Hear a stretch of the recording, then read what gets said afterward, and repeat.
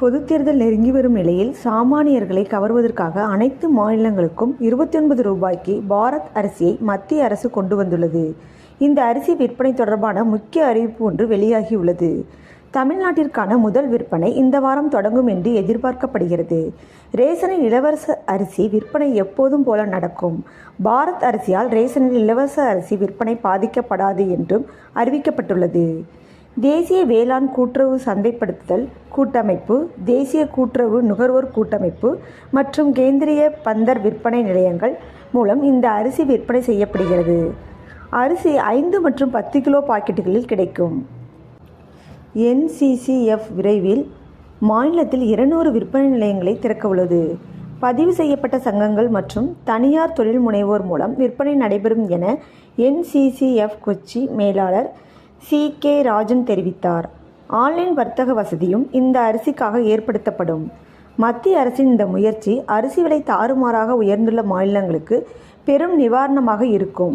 முக்கியமாக தமிழ்நாடு, கேரளாவில் பொதுத் தேர்தல் நெருங்கி வரும் நிலையில் சாமானியர்களை கவர்வதற்காக அனைத்து மாநிலங்களுக்கும் 29 ரூபாய்க்கு பாரத் அரிசியை மத்திய அரசு கொண்டு வந்துள்ளது. சென்னை அரிசி. தமிழ்நாட்டில் பாரத் அரிசி இந்த வாரம் விற்பனை செய்யப்பட உள்ளது. நாட்டில் அரிசியின் சராசரி சில்லறை விலை 1 கிலோ ரூபாய் 43.50 ஆகும். முந்தைய ஆண்டை விட 14.1% அதிகம். பாரத் அரிசி வாங்க ரேஷன் கார்டு தேவையில்லை. மக்கள் ஒரே நேரத்தில் 10 கிலோ வரை வாங்கலாம். இந்த வாரம் பாரத் அரிசி வழங்கப்படும் நிலையில் மற்ற பொருட்களும் வரும் மாதங்களில் வழங்கப்படும் என்று எதிர்பார்க்கப்படுகிறது. ஆன்லைன் விற்பனை. இந்திய உணவுக் கழகம், இந்திய தேசிய கூட்டுறவு சந்தைப்படுத்துதல் கூட்டமைப்பு மற்றும் இந்திய தேசிய கூட்டுறவு நுகர்வோர் கூட்டமைப்பு மற்றும் சில்லறை வணிக நிறுவனங்கள், கேந்திரிய பந்தர் ஆகிய 2 கூட்டுறவு நிறுவனங்களும் 5 லட்சம் டன் அரிசியை வழங்கும்.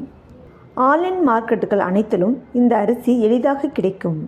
இந்த ஏஜென்சிகள் மேலும் 5 கிலோ மற்றும் 10 கிலோ அரிசியை பேக் செய்து பாரத் பிராண்டின் மூலம் தங்கள் விற்பனை நிலையங்கள் மூலம் சில்லறை விற்பனை செய்யும். இ-காமர்ஸ் தளங்கள் மூலமாகவும் அரிசி விற்பனை செய்யப்படும். இதே ஏஜென்சிகள் மூலம் கிலோ 27.50 ரூபாய்க்கு பாரத் சனா ரூபாய் 60 ரூபாய்க்கும் விற்கப்படும்.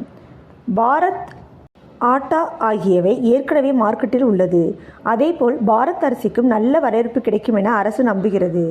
80 கோடி ஏழை ரேஷன் கார்டுதாரர்களுக்கு அரசாங்கம் இலவச FCI அரிசியை வழங்கும் நேரத்தில் அதிக பணவீக்கம் FCI அரிசி விற்பனையை பாதிக்க முடியாது. ஏனெனில் FCI அதிக கையிருப்பில் உள்ளது.